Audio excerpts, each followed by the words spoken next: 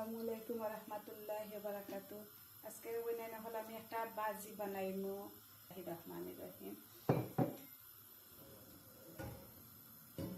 তেলটা গরম হয়ে গেল, ওখানে আমি পাঁচফোড়ন দিলাম।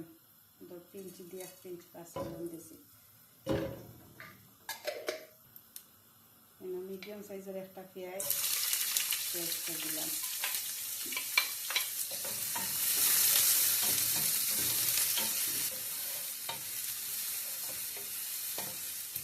পেস্টটা 1 চামচ আছে। লবণ দিচ্ছি 1/2 টিস্পুন। পেঁয়াজটা 1 চামচ দিয়েছে। ওখান তো আমি না 4টা ব্রাসল হাঁটটা পেয়েছি, আমি ব্রাসল দিলাম।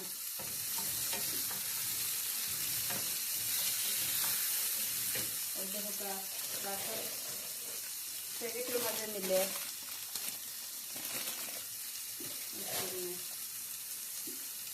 ব্রকলি দিলাম।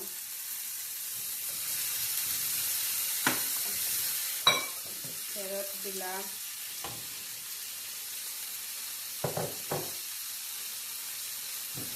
মাশরুম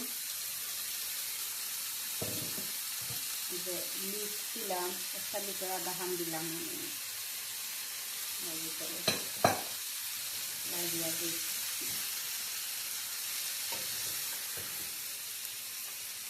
যেটা খুব হেলদি, বাচ্চাদের লাগে একবারে পারফেক্ট। কোনো আমি কোনো কাঁচামরিচও দিতাম না, কোনো হলুদও দিতাম না, আর কোনো মশলা দিতাম না, শুধু পাঁচফোড়ন আর পেঁয়াজ, আর কোনো মশলা দিতাম না। শুদ্ধ দিয়ে দিই। এখন আমি একটা ভেজিটেবল অক্স বানিয়ে দিব। ভেজিটেবল অক্স বানিয়ে দিলে ভেজিটেবলের আরও একটা মজার স্বাদ বার হয়। আপনারা বানিয়ে দিন যেন একটু।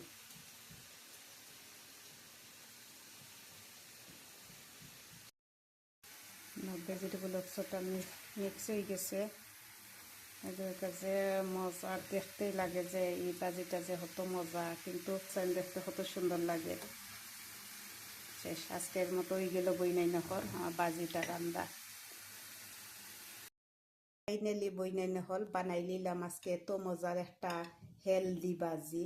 আপনারা বাসাতে একবার ট্রাই করবা, কিন্তু বাচ্চাতে খুব মজা হইব। বাচ্চাতে ভাত না খাইলে এই ধরনের বাজিটা খাইলেও খুব ভালা।